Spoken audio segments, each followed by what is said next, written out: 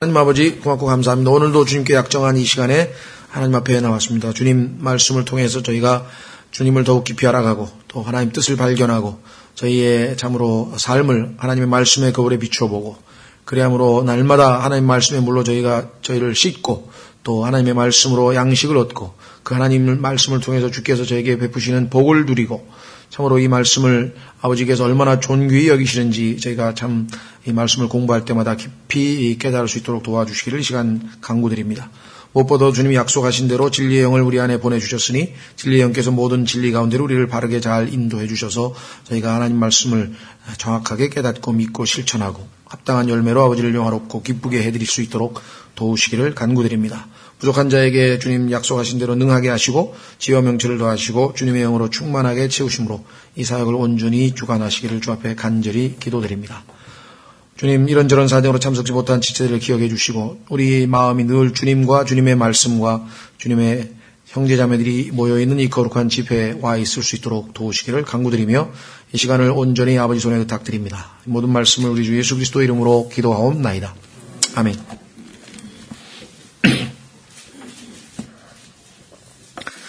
예, 우리는 사도행전이라고 하는 책을 지금 하나님의 기록하신 성경 중에서 신약 성경의 5번째 책이고요. 사복음서가 끝난 이후에 어떻게 복음이 전파되었는지 그 어떤 복음 전파의 역사, 실질적인 역사 기록들을 지금 우리가 살펴보고 있기 때문에 그 다음 책인 로마서부터 기록된 교리라고 하는 교리가 담겨져 있는 그 교리서보다는 우리가 문맥이 좀 쉽고 또 사건 기록이니까 우리가 이 속도를 내서 쭉쭉 진행 중에 있습니다. 그래서 아마 28장까지 우리가 다 마무리를 이제 곧 짓게 되겠죠. 저희는 지금 사도행전 20장 끝부분에 와 있습니다. 사도행전 20장 35절까지 지난 시간에 살펴봤고 오늘 아마 21장, 22장 이렇게 아마 할 수 있을 것 같은데요. 한 가지 짚고 넘어갈 것은 사도행전 20장 35절까지 마무리가 되면서 그 다음에 보면은 문단 표시하는 그런 도표, 조그만 그 표식이 하나 있습니다. 36절 앞에 줄이 2개 거져 있고 거기 조그맣게 까맣게 이렇게 점이 찍혀 있고 그렇죠? 예, 요게 성경에서 문단, 예를 들면 28절에도 하나 있죠? 28절에도 위에 보면 그런 표식이 하나 있죠? 예, 그 다음에 17절에도 있고. 그래서 창세기부터 계속해서 이 문단이 쭉 그렇게 문단 표시가 진행되어 오다가 사도행전 20장 36절에서 딱 문단 표시가 나온 이후로 계시록 22장 끝까지 전혀 문단 표시가 없습니다. 이게 뭔가 아니 여태까지 계속 문단이 표시되다가 왜 여기 와서 문단이 끝마쳤을까? 그것은 바로 이제 이 시점부터는 더 이상 문단을 나눌 필요가 없이 일관되게 그죠? 하나님의 그 신약 교리가 신학적인 그 경륜이 일관성 있게 진행되고 있다라고 하는 것을 우리에게 암시해 주는 것이죠. 성경 자체에는 아무 얘기가 없지만 하나님께서 이런 문단 표시를 통해서도 뭔가 우리에게 말씀하고 계신다. 그래서 우리는 사도행전 20장 36절부터는 이제 일관성 있는 신약 시대의 모습 또 신약 교리 이렇게 우리가 받아들이면 될 것 같습니다. 아마 거의 대부분의 그리스도인들이 이 문단 표시가 있는 것조차도 그냥 별로 신경 안 쓰고 성경에 읽죠. 또 어떤 엉터리 성경들은 이 문단 표시 다 빼버리고 만들어 놓은 성경도 꽤 많습니다. 그러나 이거는 상당히 때로는 필요하거든요.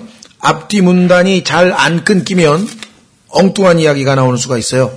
예를 들면 제가 많이 읽겠습니다만은 얼핏 기억나는 것 중에 아마 요엘서에 그런 게 하나 있을 것 같아요.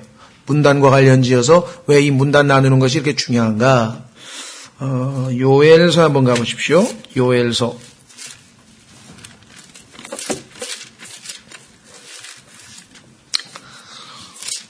다니엘, 호세아, 그 다음에 요엘이죠. 다니엘, 호세아, 그 다음에 요엘.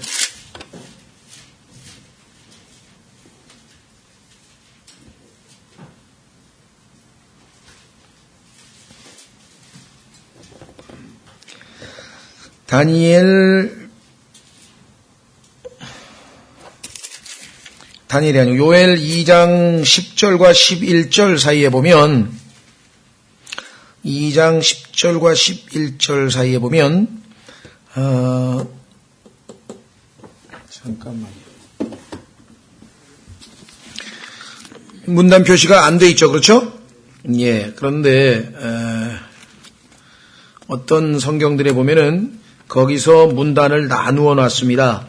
그래서 10절과 11절이 연결이 안 되는 것처럼, 왜 그런 주석 성경 같은 거 있으시죠? 그런데 보면 왜 문단 나누어 놓은 주석 성경들 여러분들 보셨죠?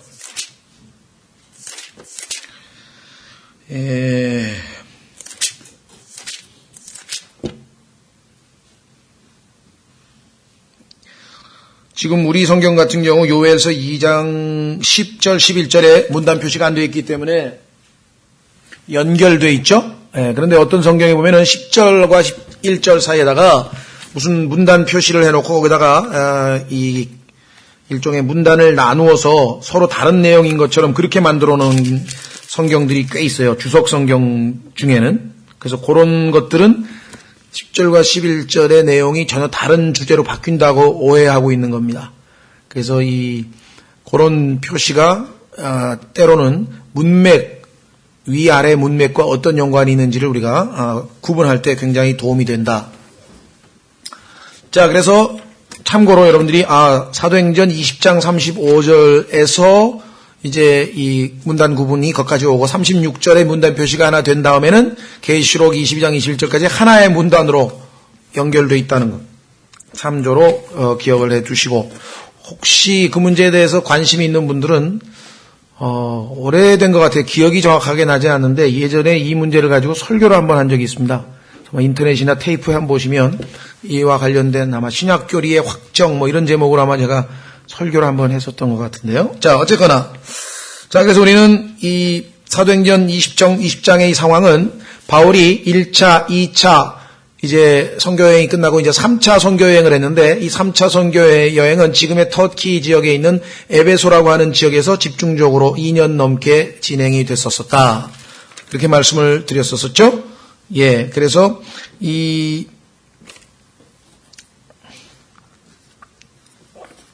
집중적으로 이 3차 선교 여행을 지금 에베소에서 마치고 나서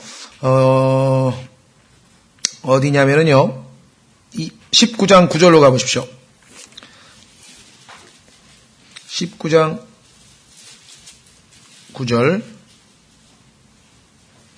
거기에 보면은 여러 사람들은 굳어져서 믿지 않은 다음에 밑으로 쭉 내려가면 뭐라고 되냐면, 오히려 무리 앞에서 그 길을 비방하니 바울이 그들을 떠나서 제자들을 분리시키고 두란노라 하는 사람의 학교에서 날마다 강론하니라.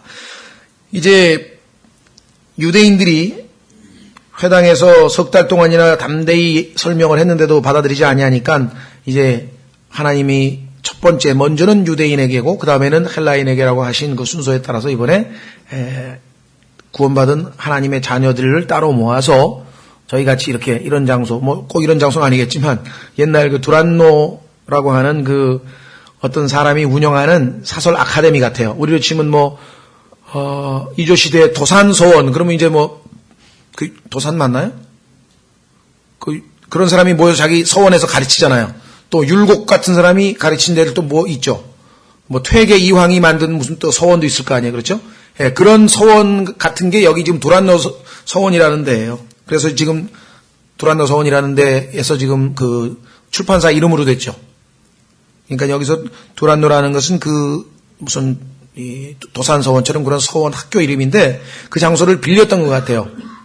임대를 해서 거기서 꾸준히 10절 보세요. 이 일이 2해 동안 계속해서 이루어지므로 2년 동안 사도 바울이 꾸준히, 아마 제 생각에는 낮에는 일하고 밤에 가르쳤다고 해도 매일 2시간, 3시간씩만 했어도 2년 동안 사도 바울을 통해서 2년 동안 신학교를 했으면 우리 2시간씩 8시간이죠, 저희가. 그리고 또 3학기, 우린 또 중간에 쉬잖아요. 방학이 있고. 그런 거 치면은 실제로 한 5년, 6년 코스, 인텐시브 코스로 아마 집중적으로 아마 양육이 되지 않았을까 이렇게 생각이 듭니다. 그래서 이 에베소에서의 사역을 마치고 이제 3차 선교 여행을 마치고 바울은 말씀드린 것처럼 지금 예루살렘으로 지금 갑니다. 근데 예루살렘으로 가는 목적은 이제 예루살렘에 있는 성도들이 가뭄으로 인해서 경제적으로 어려움이 있기 때문에 여러 지역 교회들이 거둔 그런 기부금, 소위 말하면 구제헌금을 가지고 가는 것, 1차적인 목표도 있지만, 사실 바울이 직접 그걸 해야 될 일은 아닌데도 불구하고 분명히 예루살렘으로 가면은 안 된다고 하는 지금 하나님의 음성이 여러 번 계셨었어요. 한번 확인해 보겠습니다. 20장 23절. 20장 23절에 바울 자신이 이야기를 이렇게 합니다. 22절부터 보면은 바울의 고백입니다. 보라, 이제 내가 예루살렘에서 내게 닥칠 일들을 알지 못한 채 영 안에서 결박당하여 거기로 가노라. 내가 마음에 너무 부담이 되고 너무 바울의 마음속에 있는 부담은 뭐냐면 유대인들이 구원을 받지 못한 채 영원한 불못으로 가는 거죠.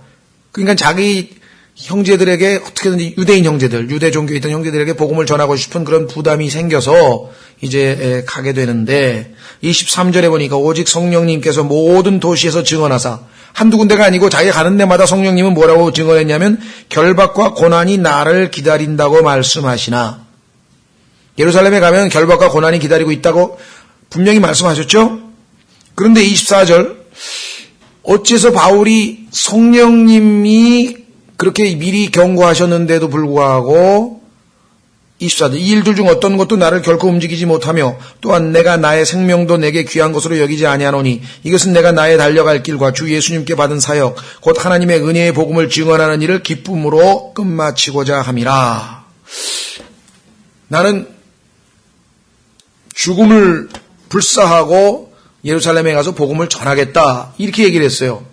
그러니까 얼핏 보면은 헌신된 어떤 목숨을 걸고 선교하는 사람의 어떤 자세로 보기에 참 정말 훌륭하다고 우리가 생각할 수가 있죠.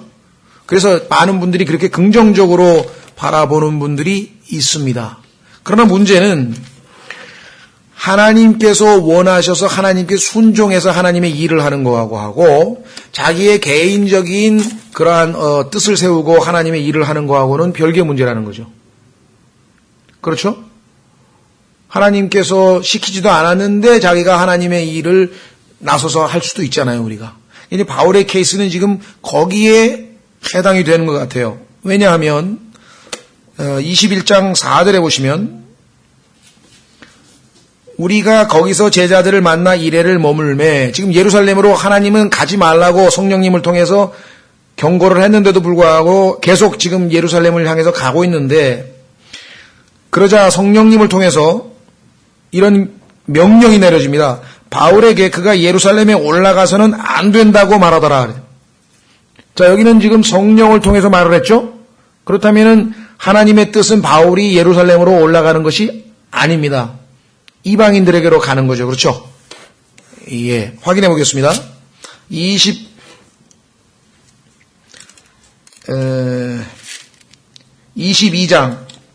22장에 가면은 바울이 예수님으로부터 직접 들은 음성을 또 소개합니다. 성령님께서는 결박과 고난이 기다린다고만 말씀하셨는데 바울은 그럼에도 불구하고 가겠다 그랬으니까 얼핏 보기에는 목숨을 걸고 하나님께 정말 자기 자신을 내어드린다, 이렇게 볼 수 있는 것 같지만 성경이 성경을 해석하기를 분명하게 성령님을 통해서 가지 말라고 명령을 내렸죠. 자, 22장에 보니까 또 나오네요. 17절, 22장 17절. 그 뒤에 내가 다시 예루살렘으로 와서 성전에서 기도하다가 무의식 상태에서 보니 그분께서 내게 이르시되 서둘러 예루살렘을 속히 떠나라. 나에 대하여 내가 증언하는 것을 그들이 받지 아니하리라 하시거늘. 분명히 예수님께서 네가 예루살렘에서 전화해 봐야 안 받아들일 테니까 너는 어디로 가냐, 그 밑에 나와 있죠. 바로 19절, 내가 이르되 주여, 내가 모든 회당에서 주를 믿는 사람들을 감옥에 가두고 또 때리며 주의 순교자 스데반이 피를 흘릴 때에 나도 곁에 서서 그의 죽음에 동의하고 그를 죽이는 자들의 옷을 지킨 줄을 그들도 아나이다 하니, 그들이 내가 얼마나 철저한 유대교 신자인지 아는데 그럴 리가 있습니까? 하고 반박을 했더니 예수님께서 그분께서 내게 이르시되 떠나라. 이 떠나라고 하는 주의 음성에 순종을 해야 되는데, 그렇죠? 내가 너를 여기에서 멀리 이방인들에게로 보내리라 하셨느니라. 그래서 우리는 이 예루살렘에서의 바울의 사역을 긍정적으로 볼 수는 없다. 그 자세, 죽기를 무릅쓰고 하나님을 섬기겠다는 마음 자세는 옳은 것이지만, 그러나 그게 하나님이 시킨 일이 아닐 때에는 위험하다는 거죠. 자, 예를 들면 바울의 이와 같은 유대인에 대한 집착은 어디에서 나왔을까요?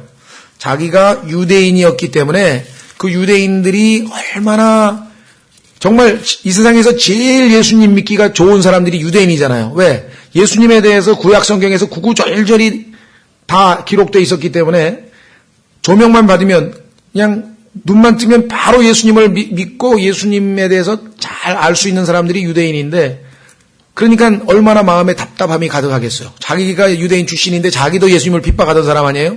알고 보니까 자기가 창조주 하나님이신 예수님을 핍박했다는 사실을 알았으니까 자기 동료 유대인들을 볼 때마다 막 답답해 죽겠는 거겠죠. 그렇죠. 여러분들도 예를 들면 카톨릭 신자였다가 예수님을 믿고 구원받으면 카톨릭 신자들을 볼 때마다 막 답답해 죽을 거 아니에요. 왜? 저 사람들 교회만 열심히 다니다가 착한 일에서 구원받으려고 노력하다 지옥에 가면 어떡하나? 이 자기 체험이 있으니까. 제 주변에도 보면은 그런 사람들이 있어요. 통일교 하다가 구원받은 사람은요, 막 통일교 사람들만 보면 그냥 너무 안타까워가지고 그런 사람이 있고.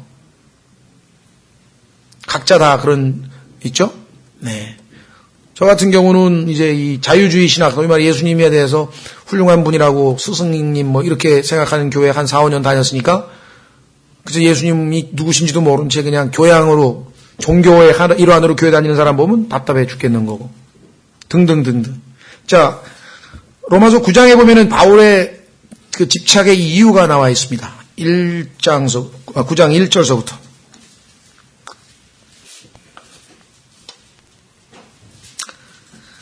구장 1절에 보니까 내가 그리스도 안에서 진실을 말하고 거짓말을 하지 아니하노라. 내 양심도 성령님 안에서 나에 대해 증언하거니와 내게는 마음속에 큰 근심이 있고 계속해서 슬픔이 있노라. 양심껏 말해서 난 정말 마음이 무겁다. 왜? 3절 육체에 따른 내 형제, 내 친족을 위해서라면, 내 이스라엘 사람들만이 구원만 받는다면 차라리 내 자신이 그리스도로부터 저주받기를 바랄 수도 있으리라. 그렇게 해서 그게 가능하다면 내가 차라리 내가 저주받고 그들을 하늘나라로 보내고 싶은 심정이다. 뭐 이렇게까지 지금 얘기를 하는 거 보면 안타깝죠? 4절 그들은 이스라엘 사람들이니라. 그래서 이 사람들에게는 양자 사무심이 있어. 이방인과는 달리 엄청난 특권을 누린 사람이야. 하나님의 양자, 마다들이라 그랬죠? 출애굽기에 보면은 개개인이 아니라 민족 전체가 집합적으로 양자라 그랬죠. 마다들. 그 다음에 영광, 쉐키나. 그래서 그 구름 기둥, 불 기둥으로 해서 하나님의 이 영광이 항상 성막 위에 머물러 있었던 것 보았죠. 언약들. 여러분 잘 아시는 것처럼 처음에 이 시내산에서 맺은 언약서부터 시작해가지고 물론 그 전에 아브라함, 그 다음에 시내산, 그 다음에 또 다윗과의 언약 등등등 언약들이 율법이 있다. 율법을 주셨죠. 그 다음에 하나님을 섬김. 레위기에 보면은 정말 하나님을 어떻게 섬겨야 하는지 그 자세하게 기록해놨잖아요. 이방인들은 전혀 그게 뭔지도 모르는 엄청난 놀라운 그 예배 방식을 가르쳐 주셨잖아요. 그 다음에 약속들. 얼마나 많은 약속들이 있냐. 그 다음에 조상들도 그들의 것이요. 예수님의 조상이 바로 누구냐? 육체로 여기 나왔죠. 육체에 관한한 그리스도께서도 그들의 속에 나셨으니 아브라함, 이삭, 야곱도 다 그들 조상이고 모세 다 그들 조상이고 거기다가 예수님마저 육체적으로는 유대인에게서 났어요. 근데 그분이 누구냐? 그런데 이 그리스도를 모르고 있어. 그분은 모든 것 위에 계시며 영원토록 찬송받으실 하나님이시니라. 근데 이 사실을 유대인들은 모르고 있는 거예요. 예수님이 누구이신지를 지금 모르고 있는 거예요. 그래가지고 그냥 속된 말로 막 속이 터질 지경인데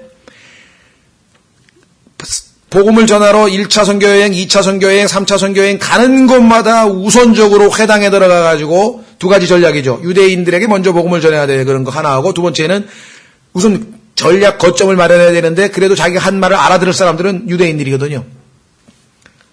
그런데 그 회당에서 유대인들이 한 짓을 보면 너무너무 정말 안타까운 거야. 자기 모습을 보는 것 같아. 자기가 옛날에 예수 그리스도 믿는 사람 박해하듯이 엄청나게 박해를 하는 거예요. 그래서 하나님의 진노가 정말 끝까지 이르를 정도가 됐다. 그게 데살로니가 전서에 써 있잖아요. 확인해 보겠습니다. 데살로니가 전서 1장에 가면은 유대인들이 복음 전하는데 제일 앞장서서 박해하고 방해한 자들이 누구냐? 이 유대인들이에요.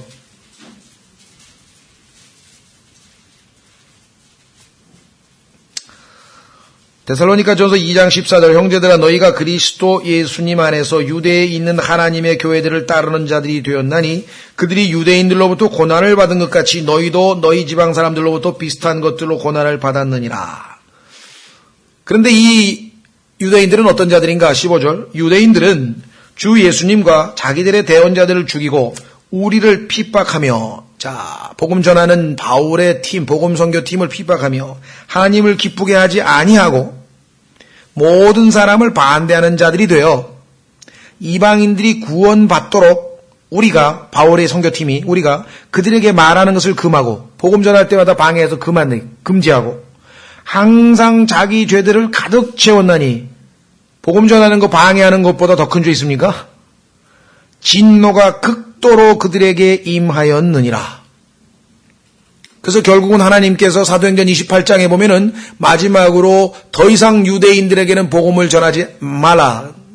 그래서 완전히 이제 그 참 올리브나무 그 뭐라 그럴까 줄기로부터 그 올리브나무 가지인 이스라엘이 잘려져 나가는 타이밍이 있습니다. 그리고 이제 이방인들이 접붙여지기 시작하는 거죠.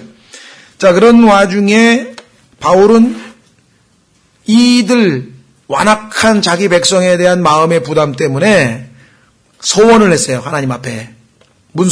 소원인지는 안 나와 있지만 소원을 하고 그 소원을 지키기 위해서 이제 예루살렘으로 가는 거야.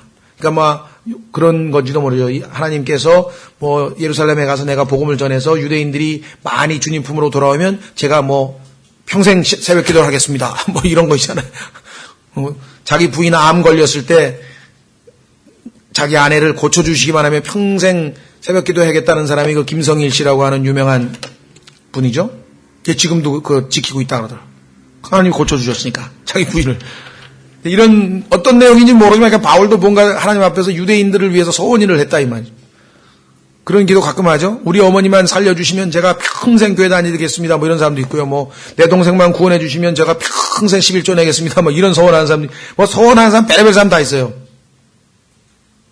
어쨌거나 이런 상황에서 가는데 하나님께서는 성령님을 통해서 경고를 하고 그 다음에 이제 우리가 이 37절부터 36절부터 이제 무릎을 꿇고 이제 그래도 결단을 내리고 이별을 하고 작별을 하고 에베소 장로들하고 작별을 하고 예루살렘으로 가는 거예요. 이것은 하나님의 직접적인 뜻을 어기고 있는 육신적인 상태의 바울이라고 보는 것이 올바를 것 같아요. 자, 보십시오. 이렇게 말한 뒤에 그가 무릎을 꿇고 그들 모두 함께 기도하니 그들이 다 몹시 슬피 울며 바울의 목을 껴안고 그에게 입을 맞추며 무엇보다도 그가 한 말고 다시는 그들이 자기 얼굴을 보지 못하리라 한 그 말로 인해 마음 아파하면서 배까지 그와 함께 가니라. 바울하고 직접 대면해서 2년 넘게 3년 가까이 지켜본 그 에베소 교회의 장로들이 봤을 때에는 참 이렇게 신실한 사역자, 이렇게 정말 하나님의 말씀으로 자기를 세워준 교회를 튼튼히 세운 사역자가 떠나면서 더더군다나 이제 다시는 얼굴 못 볼 것 같다고 아주 목숨 걸고 가는 걸 보니 얼마나 안타까웠겠어요. 그래서 아마 정말 눈물겨운 이별의 장면이 여기 있습니다. 감동적인 이별의 장면인데요. 자, 그래서 어쨌거나 이제 제21장으로 들어가면 우리가 그들과 작별을 한 뒤에 배를 타고 직선 항구로 구스에 이르러 이튿날 로데스에 들르고 거기서 바다라로 가서 페니키아로 건너가는 배를 만나 타고 가다가 페니키아가 바로 지금 이 레바논에 해당되는 지역입니다. 그러면 그 레바논에 있는 페니키아 지역에 있는 도시가 가이사랴. 얼마 전에 빌립 7 집사 중에 한 사람이던 빌립이 복음을 전하고 거기에 정착했었죠. 살던 그 장소고. 자, 그래서 지금 목적지는 가이사라에 가서 이제 거기서 이제 예루살렘으로 올라가는 그런 여정에 있습니다. 여행길이죠. 그래서 이건 뭐 여러분들 나와 있는 그 지도, 성경책 맨 뒤에 나와 있는 지도를 따라가면 3차 선교여행에서 되돌아오는 지중해에 있는 여러 지명들 이름이니까. 자, 그래서 키프로스 배를 타고 가다가 가는 도중에 키프로스라는 섬이 있었죠. 바나바의 고향이었습니다. 바나바의 고향이었던 그 키프로스 섬. 지금도 아주 이 터키 사람하고 그리스 사람들하고 분쟁 지역입니다. 그래서 요즘 시사 같은 데 보면 자주 나오죠. 아직도 이 터키계하고 그리스계하고 다툼을 벌이는 지역. 키프로스라고 하는 거는요, C자가 라틴어에서는 K 발음이 나요. 그래서 케사르라고 그러죠. 케사르. 시저가 아니고. 그런데 영어로 가면 이게 S자로 발음이 돼요. 그래서 사이프러스 또는 시저. 그렇죠? 그래서 요 C자 발음 때문에 라틴어식으로 발음하느냐, 영어식으로 발음하느냐에 따라서 K하고 S로 달리 되기 때문에 같은 지명입니다. 그래서 키프로스를 발견하며 그곳을 왼편에 두고 시리아로 항해하여, 시리아는 바로 페니키아 바로 위에 있는 지역으로 안디옥 교회, 다시 말해서 바울을 파송했던 안디옥 교회가 있는 장소입니다.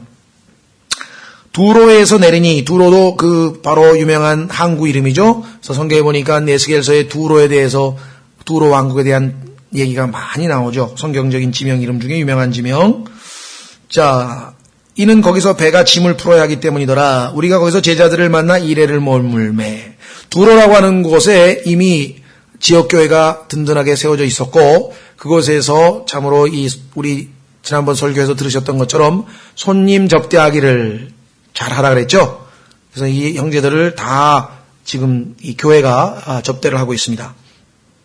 이레를 머물매 그들이 성령을 통해 바울에게 그가 예루살렘에 올라가서는 안 된다고 말하더라. 하나님께서 다시 한번 또 올라가지 말라. 5절. 네, 아마 참 그 인간의 그 고집이라고 해야 될까. 하나님의 뜻에 순종하기보다는 자기 방식대로 하나님을 섬기고자 하는 마음. 이게 제일 무서운 것 같아요. 그렇죠? 그래서 그 유명한 그 죽으면 죽으리라, 죽으면 살리라 뭐 이런 책들을 많이 쓰셨던 그 안희숙 자매님이 쓴 죽으면 살리란가요? 그 책인가에 보면은 그런 얘기가 나와요. 하나님이 시키지도 않았는데 목사 노릇을 하는 사람이 제일 비참한 사람이다. 그러니까 어떤 사람들은 자기가 전 재산을 바치고 뭐 자기 일생을 바쳐가지고 사역을 하려고 하나님 앞에 모든 걸 바쳤는데 왜 그게 나쁜 겁니까? 그게 하나님이 시켜서 그렇게 했으면 좋은 건데, 하나님이 너는 그거 하지 말고 딴 거 하라 그랬는데 그거를 했으면 바울처럼 고집을 부리는 거나 똑같은 일이 벌어진다. 그런데 그런 사람이 의외로 많다는 거예요. 그래서 그 안희숙 자매의 남편은 원래는 공학 박사입니다.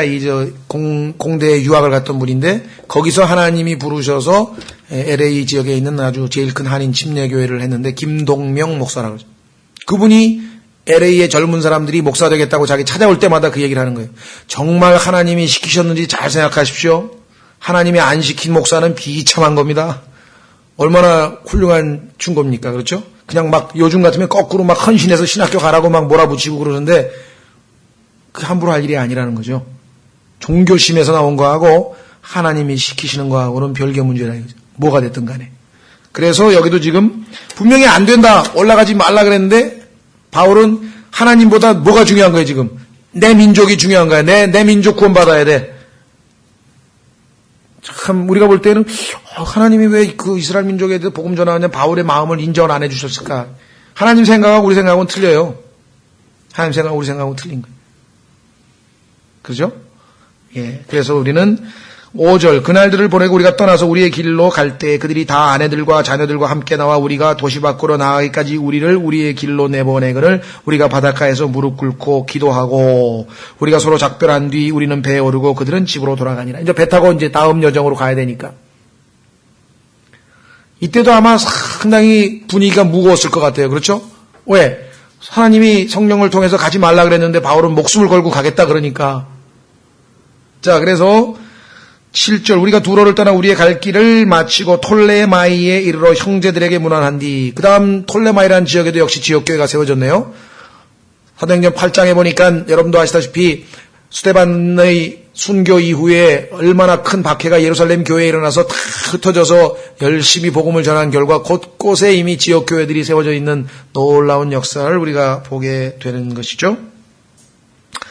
그래서 이제 8절 하루를 이제 지내고 거기서는 이제 여정상 예루살렘의 오순절 명절 이전에 도착을 해야 되니까 그러기 위해서는 여정을 앞당겨서 하루만 거기에 머물렀네요. 8절 이튿날 우리의 일행인 바울의 일행인 우리는 이제 누가복음을 저자한 누가죠. 일행인 포함해서 여러 사람이 지금 함께 가고 있죠. 가이사랴에 이르러 7사람 중에 하나인 복음 전도자 빌립의 집에 들어가 그와 함께 머무니라. 빌립은 사도행전 8장에서 이티오피아 내시에게 복음을 전하라고 하나님께서 임무를 부여하셨던 그 유명한 전도자 이름 나온 것 기억하시죠? 예. 그래서 그 빌립의 집에 가서 머물게 되는데 그 사람에게는 처녀인 4딸이 있었는데 그들이 대언을 하더라. 뭐라고 대언했는지는 안 나와 있어요. 다만 그 다음에 보니까 비슷한 내용이 나오네요. 우리가 거기서 여러 날 머물고 있을 때 자 이제 예루살렘에 곧 올라가야 되는데 뭐 기도도 하고 뭐 여러 가지 준비를 했겠죠. 그런데 아가보라는 어떤 대언자가 유대로부터 내려와 하나님께서 마지막 경고를 하시기 위해서 또 유대로부터 이 빌립의 집에 있는 바울 팀에게 또 사람을 보냈어요. 그게 아가보예요. 그런데 이 아가보도 전에 예루살렘 지역에 가뭄이 있을 것이다 라고 하는 예언을 했던 그 대언자였죠.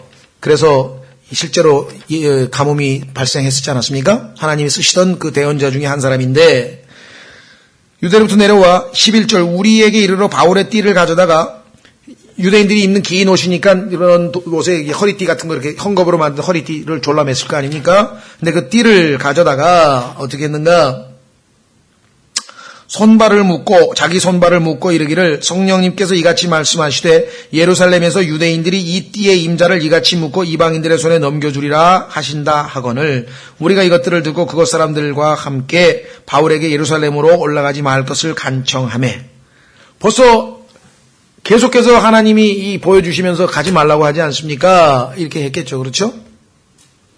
이와 같은 오늘날로 치면 시청각 교육입니다. 시청각 교육. 그러니까 하나님께서 뭔가 확실하게 말씀하시기 위해서는 단순히 말씀만 하시는 게 아니라 이렇게 실제적으로 뭘 보여줘요. 혹시 그런 것 기억나세요? 에스겔서 4장으로 한번 가보세요. 에스겔서 4장에 보면 에스겔에게 하나님께서 유다가 멸망하는데 어떤 방식으로 멸망하는지 연극을 일종의 시청각 교육을 시키는 거예요. 참 아주 놀랍죠? 말로만 하면 안 되니까 보여주는 거예요. 하나님께서 보여주는 거예요. 자, 여러 군데가 나오는데 한 군데만 구약에서 예를 보십시다. 제4장 에스겔서 너 사람의 아들아 너는 또 기와를 가져다가 내 앞에 놓고 말로 하지 말고 기와를 가져다가 딱 앞에 놓으면 사람들이 볼 거 아니에요. 예를 들면 지금 명동이나 아니면 광화문 한복판에서 또 시청 앞에 있는 서울광장에서 기와를 딱 하나 갖다 놓고 이상한 사람이 그러더니 그 도시 곧 예루살렘을 그리며 거기다가 예루살렘을 딱 그렸어. 우리로 지금 서울시 지도를 딱 그리듯이 그렸다고. 그 도시를 에워싸되 그것을 향하여 보루를 세우고 왜 보루 아시죠? 왜 전쟁할 때 상대방이 와가지고 거기다 보루를 쌓고 거기다가 성벽 넘어가서 공격하잖아요. 그런 일들이 느부갓네살을 통해서 이 예루살렘 성에 이루어질 것을 하나님이 보여주기 위해서 보루를 쌓고 그 다음에 그것을 향하여 산을 쌓아 올리며 또 그것을 향하여 진을 치고 그것을 향하여 성벽을 부수는 망치들을 사방으로 세워라. 이런 일이 벌어진다. 예루살렘에. 또 너는 철판을 가져다가 너와 그 도시 사이에 두어 철벽으로 삼고 그 도시를 향해 내 얼굴을 고정하라. 그 도시가 에워싸이니 너는 그 도시를 에워쌀지니라. 이것이 이스라엘의 집에게 표적이 되리라. 그거를 보면은 이스라엘이 하나님께서 예루살렘이 이렇게 포위당하고 멸망당할 것을 미리 대언자를 통해서 말씀해 주셨는데 우리가 그 경고에 순종 안 했구나. 그 다 자기들이 그 증거가 될 거 아니에요. 그렇죠? 예. 또 4절에 보니까 또 너는 왼쪽 옆구리로 누워 이스라엘 집의 불법을 그것 위에 놓고 내가 그것 위에 눕는 날 수대로 그들의 불법을 담당할지니라. 해서 왼쪽으로 누웠다가 오른쪽으로 누웠다가 또 하라 그러고 이게 하여간 여기 에스겔서에 보면 정말 다양한 방식으로 시청각으로 다 보여주셔서 한두 번이 아니에요. 막 여러 번. 그러니까 나중에 그 일들이 그대로 발생하면 이스라엘 백성들이 하나님 앞에 뭐 변명을 못 하겠죠. 그렇죠? 다 미리 얘기해 줬는데 경고를 듣지 않고 자기들이 저지른 일이니까 심은 대로 거둔 거죠. 자, 바울의 경우도 지금 이제 손까지 이제 묶는 것까지 하나님이 보여주셔서 손으로 다 묶었어요. 그래서 우리는 21장으로 다시 돌아와서 13절. 이에 바울이 응답하되 너희가 무슨 뜻으로 슬피 울며 내 마음을 상하게 하였느냐. 그러니까 왜 나의 의지를 꺾느냐 너희가 뭐 이렇게 얘기하는 거죠. 나는 주 예수님의 이름을 위해 예루살렘에서 결박당하는 것뿐 아니라 죽는 것도 각오하고 있노라 하니. 이것만 얼핏 보면은 막 야 바울 훌륭하다 이렇게 볼 수밖에 없어요. 왜? 이렇게 묶이는 것뿐만 아니라 나는 죽는 것도 난 주님을 위해서 죽겠다 이렇게 얘기를 하니까, 그러나 이게 성령으로부터 비롯된 것이 아니면 얼마나 잘못된 것인지 이게 이제 분별력 있게 봐야죠 우리가. 자, 그래서 14절 그가 설득받으려 하지 아니하므로 우리가 주의 뜻이 이루어지이다 하고 그쳤노라. 그럼 이때 주의 뜻은 어떤 뜻입니까? 하나님의 직접적인 뜻. 즉 하나님이 직접 원하시는 뜻이에요. 그런데 그 하나님이 원하시는 뜻에 순종을 안 하면 하나님께서 허락을 해주셔서 허락하시는 뜻이 있다. 이걸 구분을 할 줄 알아야 돼요. 자, 예를 들면 베드로후서 3장 9절에 보면 하나님의 직접적인 뜻은 뭐냐면 하나님께서는 모든 사람이 다 회개에 이르기를 원하시고 멸망에 이르기를 원치 않는다 그랬어요. 하나님의 직접적인 뜻은 이 세상에 사는 모든 죄인들이 다 회개하고 다 구원받는 거예요. 그런데 실제로 그렇게 이루어집니까? 아니잖아요. 하늘나라 못 가고 지옥에 가는 사람도 있잖아요. 그렇죠? 그런 하나님의 직접적인 뜻에 그들이 순종하지 않았기 때문에. 왜? 구원받는 방법은 회개하고 예수 그리스도를 구세주로 믿는 건데, 예수님을 믿는 건데 그걸 안 했기 때문에 하나님의 직접적인 뜻에 순종을 안 한 거죠. 그러면은 하나님이 강제로 하나님의 직접적인 뜻을 수행하기 위해서 하나님의 원칙을 어겨가면서 안 믿는 사람을 막 강제로 믿음을 막 입에다 부어 넣어가지고 구원시켜 주시느냐? 그건 아니라 이 말이에요. 그렇죠? 바울의 경우도 하나님의 직접적인 뜻은 너는 예루살렘으로 가는 게 아니야. 내가 이방인들에게로 보낼 테니까 그쪽으로 가라 그랬는데 자기가 지금 내 형제들 다 죽습니다. 내 형제들 지옥 갑니다. 막 이래가지고 그 유대인들을 향한 열망 때문에 그냥 가니까 하나님께서 어떻게 해요? 가면은 어떤 일이 있다. 넌 붙잡혀. 감옥에 가. 그리고 네가 원하는 대로 이 유대인들에게 복음도 못 전해. 거부하니까. 그러면은 감옥에서 몇 년을 낭비해. 그렇죠? 근데 바울은 하나님의 직접적인 뜻을 거부하고 가니까 할 수 없이 주의 뜻이 이루어지이다. 그럼 이것은 뭐예요? 하나님의 허락하시는 뜻이죠. 제일 우리가 중요한 것은 하나님의 직접적인 뜻에 순종하는 거예요. 그러나 물론 그리스도인이기 때문에 하나님께서는 모든 것을 합력해서 선을 이루시기는 하겠죠. 그러나 하나님의 직접적인 뜻이 더 중요해요. 예를 들면 하나님께서 욥에 대해서도 마찬가지입니다. 욥을 괴롭히기 위해서 이 욥에 대해서 이 참소를 했던 그 마귀, 그렇죠? 하나님의 뜻은 욥을 그렇게 엄청난 시련을 겪게 하는 것이 하나님의 뜻이 아니에요.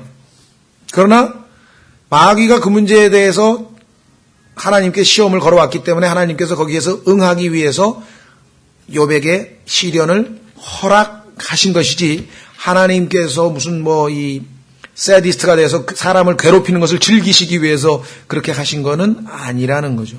그러니까 우리 삶에 있어서는 하나님이 원하시지는 않지만 때로는 허락하시는 뜻도 우리가 때로는 하나님 뜻으로 받아들일 수밖에 없는 거겠죠.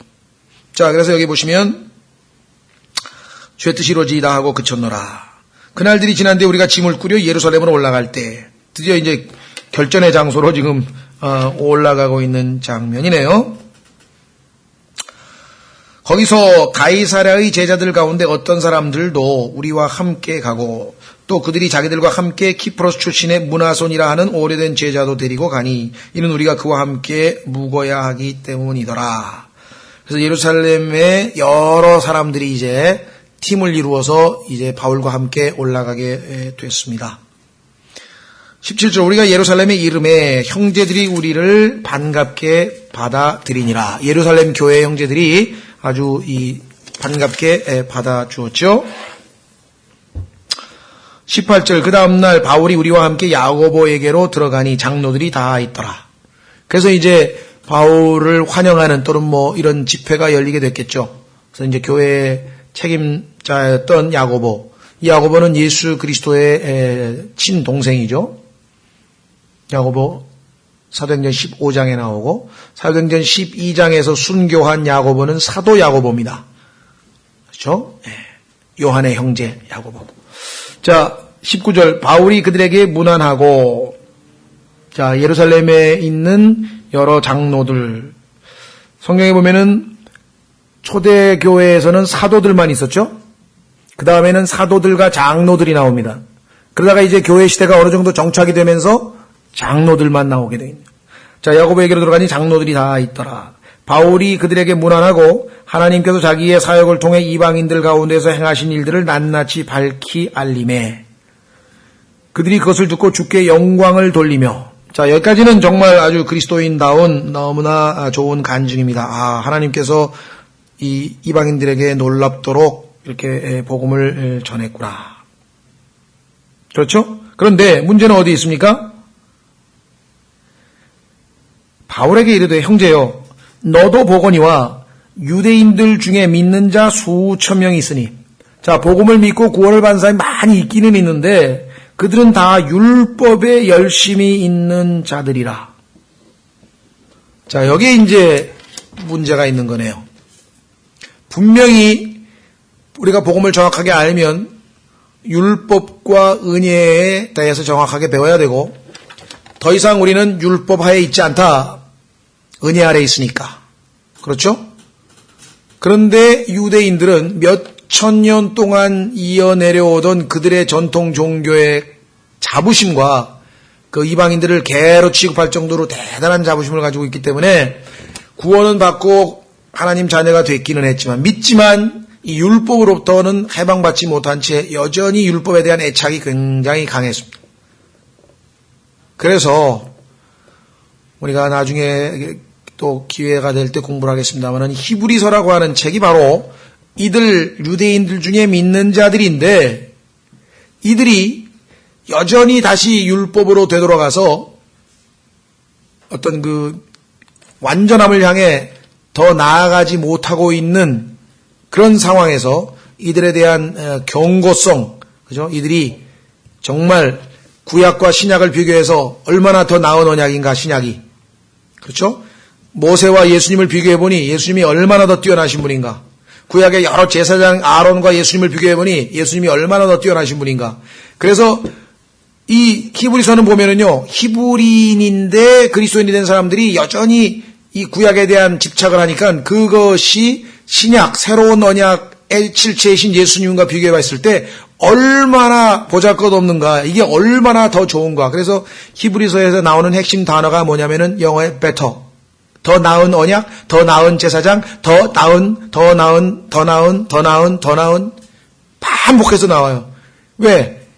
너희들은 지금 구원을 받아서 믿는 자인데 율법에 열심히면 어떡하냐 이게 지금. 더 나은 게 있는데, 은혜가 있는데, 더 나은 게 있는데 어쩌다가 여전히 구약에 매달려 있느냐. 그래서 제 개인적으로 볼 때는 아마 히브리서를 쓸 수밖에 없는 상황은 이 유대인들에게 정말 참 은혜가 무엇인지를 알려주기 위해서라면 반드시 필요했던 것이 아닌가. 그래서 구약이 신약에서 어떻게 완전히 성취됐는지를 집중적으로 조명하고 있는 것 같아요. 어쨌거나 그건 나중에 또 기회가 있어요. 그러니까 율법에 열심히 있다. 우리가 생각할 때는 지금 생각하면 말이 안 되는 것 같죠. 그러나 여러분들이 만약에 몇천 년 동안 내려온 유대인이라고 한번 생각해 보십시오. 아니면 여러분들이 집안 대대로 가톨릭 집안이었던가, 아니면 집안 대대로 무슨 장로교 집안이었던가, 집안 대대로 이 종교를 가지고 있었던 집안이었는데 어느 날 거듭나고 구원받아가지고 그거 다 쓸데없는 거란 말이지. 이래가지고 갑자기 그러면 얼마나 놀라운 일이며 혹시라도 구원을 받았다 하더라도 집안 대대로 해오던 그 풍습을 그것도 자랑스럽게 여겨오던 것들을 단숨에 다 버릴 수는 없을 거다. 그렇죠? 그래서 율법에 열심히 있는 자들이 있으니 걱정이 되는 거예요. 왜? 이 바울이 율법을 지킬 필요도 없고 율법은 이제 더 이상 소용없다는 그런 투로 얘기를 했다고 지금 소문이 많이 나 있었던 터라 이들이 이제 틀림없이 바울에게 해코지하지 않겠는가. 더더군다나 이제 이들뿐만 아니라 이제 명절이 됐으니까 전국뿐만 아니라 전 그 지중해 세계에 있었던 모든 유대인들이 명절 지키러 지금 다 예루살렘으로 몰려들고 있다면 당연히 지금 뭔가 분위기가 위험스러운 분위기라는 거죠. 다 바울이 아주 타이밍이 아주 안 좋은 때 온 거죠. 그래서 21절 그들이 너에 대해 곧 네가 이방인들 가운데 있는 모든 유대인들이 자기 아이들에게 할례를 행하여서는 안 되고 또 관례대로 걸어서도 안 된다고 말하면서 그들을 가르쳐서 모세를 저버리게 한다는 것에 대해 알게 되었도다. 실제적으로 바울이 이렇게까지 얘기를 했는지 안 했는지 우리는 잘 모릅니다. 다만 바울이 쓴 서신서를 봤을 때는 율법과 은혜에 대한 명백한 가르침이 있기는 있지만 바울이 유대인에게는 유대인에게요라고 했던 것으로 봐서 본인도 어떤 유대인들에게 강제적으로 율법을 지키지 말라든가 뭐 이렇게 얘기는 안 했을 거예요. 구원은 은혜로 받는다는 것을 강조했고 그러나 구원받은 유대인들이 율법적인 행위를 할 때 그거를 이렇게 금했는지 그것까지 모르겠어요. 근데 하여간 그렇게 사람들에게 정보가 들어갔다. 여기 보시면 단어가 그렇게 되어 있어요. They are informed. 그러니까 정보를 그렇게 들었다는 얘기니까 실제로 그랬는지 안 했는지는 우린 안 나와 있죠. 22절 그런즉 어찌할까? 내가 온 것을 우리가 들으리니 그들이 반드시 함께 오리라. 너한테 따지러 올 거다. 23절 그러므로 우리가 내게 말하는 대로 이것을 행하라. 방법은 이것뿐이다. 어떻게? 자기를 두고 서원한 사람 넷이 우리에게 있으니 그들을 데리고 가서 그들과 함께 너 자신을 정결하게 하고 그들을 위해 비용을 대서 그들이 자기들의 머리를 밀게 하라. 그러면 모든 사람이 그 일들 곧 그들이 너에 대하여 들은 일들이 아무것도 아니며 오히려 너도 스스로 율법을 지키며 질서 있게 걷는 줄 알리라. 그러니까 율법대로 지금 있는 권고사항대로 그대로 하면 가만히 있어봐. 이 사람 율법 지키고 있네 라고 사람들이 많잖아요. 네가 지금 그 예루살렘의 성전에서 하고 있는 것을 보게 될 거 아니냐. 그렇게 되면 사람들이 너에 대해서 오해하고 있는 것이 풀리게 될 것이고 그렇게 해서 이 문제를 해결하자라고 지금 제안을 했는데 다만 25절 믿는 이방인들에 관하여는 지금 유대인들이니까 우리가 이렇게 하는 거지만 믿는 이방인들에 관하여는 우리가 편지를 써서 결론을 내리되 그들이 그러한 것을 지킬 필요가 없고 다만 우상들에게 바친 것과 피와 목매어 죽인 것과 음행을 피하라고 하였느니라 하니 사도행전 15장에서 예루살렘 회의에서 내린 결정을 우리는 이미 다 이방인 교회는 보냈다. 그러니까 뭐 이방인들에게까지 우리가 율법을 강요하는 건 아니니까 유대인들에게는 어쩔 수 없지 않느냐. 일종의 어떻게 보면 뭐 편법 어떻게 보면은 좀 타협적인 얘기를 한 거예요. 근데 사실 바울은 갈라디아서에 보면 베드로가 왔을 때 베드로가 야고보가 보낸 그 예루살렘의 사람들이 내려왔을 때 이방인들과 교제하다가 그들을 보고 너무 겁이 나가지고 슬쩍 자기는 이방인들과 함께하지 않는 척하면서 위선을 떨었다 그랬잖아요. 위선적인 행동을 했을 때 바울이 즉각적으로 일어나서 그것을 지적하고 너 어찌 네가 자유인으로서 이방인들과 함께 식사도 하고 그러더니 그렇게 위선을 떠느냐 그러고 심지어는 바나바까지 유대인들이 무서워서 그 위선에 끌려가는 것을 보고 화가 났었다고 그렇게 기록을 했거든요. 그렇다면 여기서 바울의 태도는 그 사람들이 예수 그리스도의 보배로운 피로 죄 씻음을 받았고 구원받은 하나님의 자녀라면 어찌 또다시 율법으로 돌아가느냐 하고 담대히 꾸짖을 만도 한데 그렇죠. 근데 지금 예루살렘 교회의 장로들이 이렇게 제안을 하고 유대인들의 환심을 사서 나도 유대인이다라고 하는 것을 입증을 해야 복음을 전할 수 있지 않을까 이렇게 판단했던 것 같아요. 고린도전서에 보면은 내가 유대인에게는 유대인에게요, 율법이 없는 자에게는 없는 자에게요 하면서 자기가 그 사람들의 상황에 맞추어서 그들에게 복음을 전했다는 그런 태도로 봤을 때 일종의 그런 건데, 이것이 이제 과연 성령 충만한 가운데서 나온 거냐? 그거는 아닌 것 같아요. 성령 충만했을 때에는 이러한 타협을 했을 리가 없겠죠. 어떻게 이렇게 율법을 지키겠습니까? 그러나 이 상황에서는 지금 바울에게는 다른 모든 것을 희생하더라도 오직 유대인들에게 복음을 전해서 그들로 하여금 예수 그리스도를 믿게 해서 구원받게 하는 것, 이것 하나만이 마음에 담겨져 있었던 것이기 때문에 어떻게 했느냐? 26절 그 제안을 받아들였어요. 이에 바울이 그 사람들을 데리고 가서 이튿날 그들과 함께 자신을 정결하게 하고 성전에 들어가 그들 각 사람을 위하여 헌물을 드리기까지 정결하게 하는 날들을 채운 것을 표적으로 보이니라. 그 일회가 거의 끝나갈 때 일주일 동안 그렇게 하도록 율법에 나와 있는데 그 율법대로 다 했어요.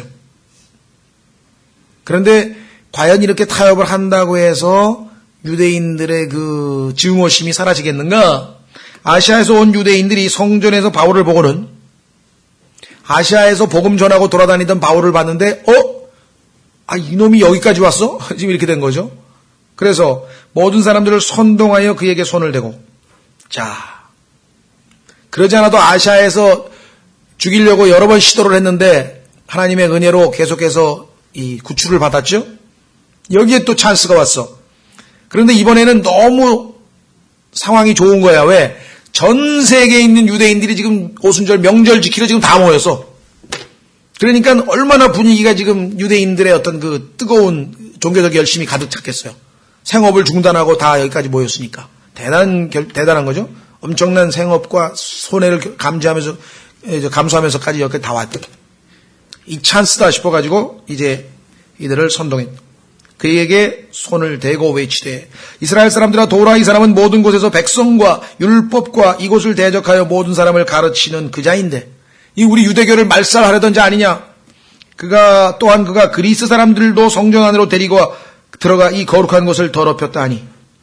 자, 지금 사실이 아닌 것을 거짓으로 지금 고소한 건데, 거짓 고소를 하게 된 이유는 바울을 성전에서 봤을 때 바울의 옆에 있던 사람이 이방인인 줄 알고 착각을 했어요. 그래서 이방인들을 거룩한 성전 안까지 들어왔으니까 성전을 모독한 거죠. 성전을 더럽힌 거죠. 여기 나와 있죠. 그 다음에 29절에. 이는 그들이 전에 그 도시에서 에베소 사람 드로비모가 바울과 함께 있음을 보고 성전 밖에서 예루살렘 성에서 다닐 때 바울이 드로비모라고 하는 에베소 사람, 즉 이방인이죠. 그 사람하고 같이 다니는 걸 봤어요. 그런데 바울과 함께 있음을 보고 바울이 그를 성전으로 데리고 들어간 줄 생각하기 때문에 같이 다니던 그 드로비모를 지금 성전으로 데리고 왔구나.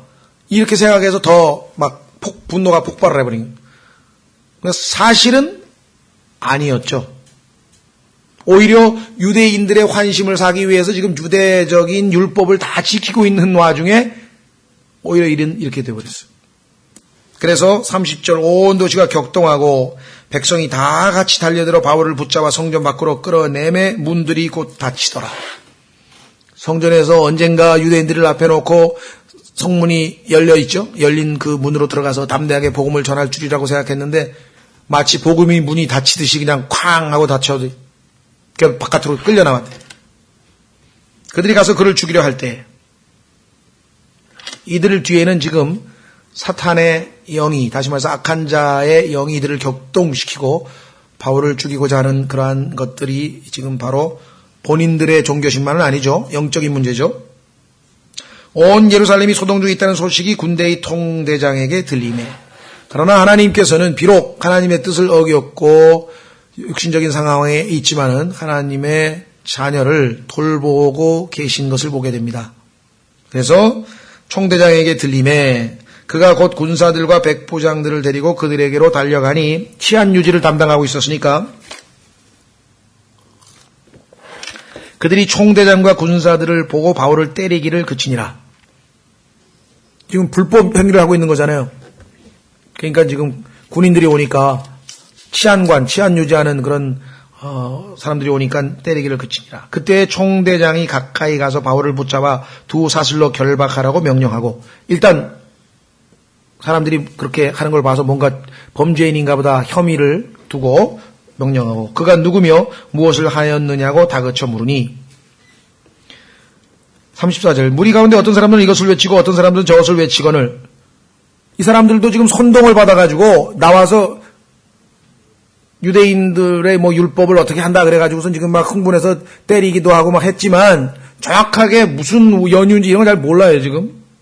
이게 지금 거의 데모하러 나온 사람들 보면 대부분 왜 나왔는지 모르는 게 그냥 흥분해서 같이 따라 나간 거죠. 선동. 자, 34절. 총대장이 소동으로 인해 진상을 알 수 없어 바울을 성체 안으로 옮겨가라고 명령하니라. 바울이 계단 위에 이르렀을 때 사람들의 폭력으로 인하여 군사들에게 들려가니 뭐 그냥 아주 급박한 상황이 됐습니다. 바울이 계단 위에 이르렀을 때 사람들의 폭력으로 인하여 군사들에게 들려가니 이는 백성의 무리가 뒤를 따르며 그를 없애버리라 하고 외쳤기 때문이더라. 자, 이 없애버리라고 하는 단어 어디서 들어본 것 같지 않습니까? 없애버리라. 누가복음 23장으로 가보십시오. 똑같은 백성, 이 피플이라고 하는 것, 피플이란 말이 이제 백성이지만요, 우리 성경적으로는 백성이란 말을 쓰지만 세상 사람들은 뭐라고 씁니까? 국민이라고 하는 말도 쓰고, 그렇죠. 그래서 국민의 여러분, 국민 여러분, 국민의 뜻을 받들어, 국민. 그 다음에 이제 이 사회주의자들이라든가 이 공산당이라든가 이런 사람들은 민중이란 말을 써요. 민중의 힘을 받들어, 민중. people.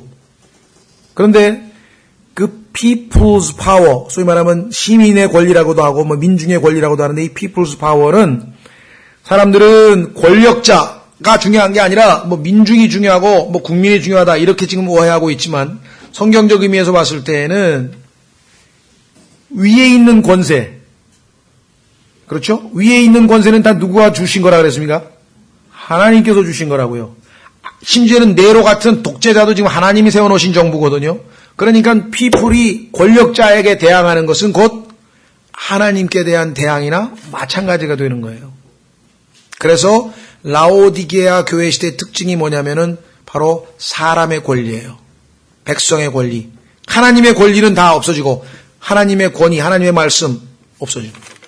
자, 하나님께서 가정에 아버지에게 주신 권위 무너졌어요. 아버지의 권위 지금 없어요. 선생님의 권위 지금 없어요. 그렇죠? 사회에 무슨 원로들의 권위 없어요. 나이 드신 그런 분들을 원로라 그러잖아요. 그런 권위 없어요. 국가에 소위 말하면 하나님이 맡기신 위임 권위자들, 권력자들의 권위 없어요. 하나님께서 주신 권위를 다 땅에 실추시켜버려가지고 자, 그래서 우리는 누가복음 23장에 보면은 예수 그리스도를 십자가에 못 박으라고 외칠 때 그들이 한 말이 뭐냐면 없애버리라. 그래, 없애버리라. 23장 18절. 누가복음 23장 18절 보시면 그들이 다 일제히 소리를 지르며 이르되 이 사람을 없애버리고 바라바를 우리에게 놓아주소서 하니 이 사람이 누구예요? 예수 그리스도를 없애버리라. 누가복음 그 다음에 요한복음 19장 15절도 마찬가지. 요한복음 19장 15절에도 그들이 소리를 지르되 그를 없애버리소서, 그를 십자가에 못 박으소서. 바로 이 없애버리라는 말. 그렇죠? Away with him. 그래서 사도행전에도 지금 예수 그리스도께 했던 그 동일한 말로 이제 바울을 죽이려고 없애버리로서 하고 외쳤기 때문이더라. 자, 마무리 지으면서 22장 전까지 마칩니다. 37절 바울이 성체 안으로 끌려 들어갈 때에 총대장에게 이르되 내가 당신에게 말해도 되느냐 하니 그가 이르되 내가 그리스 말을 하느냐. 오, 가만히 있어봐. 이 여행하면서 배 타고 오랫동안 왔으니까 지금 굉장히 이 모습이 초췌하고 굉장히 그럴 거고요. 외모도. 거기다가 또 이 성경에 보니까 바울의 외모도 그렇게 멋지게 생겼다고도 안 그랬고 지금 두들겨 맞았으니까 상황이 그러니까 이게 무슨 폭도의 두목 같이 보였는데 그리스 말을 들었는데 아마 바울의 그리스어는 상당히 아마 이 고급 아주 학문에 능통한 사람이었기 때문에 딱 들어보니까 벌써 뭔가 수준 높은 사람의 말처럼 들렸나 보죠. 네가 그리스 말을 하느냐.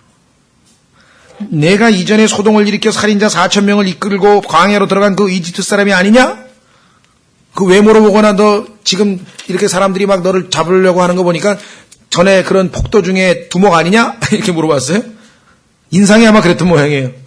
39절 바울이 이르되 나는 유대인으로 미천한 도시가 아닌 길리기아의 다소 시민이니 간청하건대 내가 백성에게 말하도록 허락하라 하매. 그래서 총대장이 그에게 허락하거늘 바울이 계단 위에 서서 백성에게 손짓하여 매우 조용하게 하고 그들에게 히브리 말로 말하여 이르니라. 유대인들에게 유대인들의 언어인 히브리 말로 이제 정말 발언을 할 수 있는 기회를 지금 갖게 된 것이죠. 예. 쉬었다가 우리는 22장으로 가서 이제 바울의 아주 또 다른 유명한 간증을 한번 확인해 보도록 하겠습니다.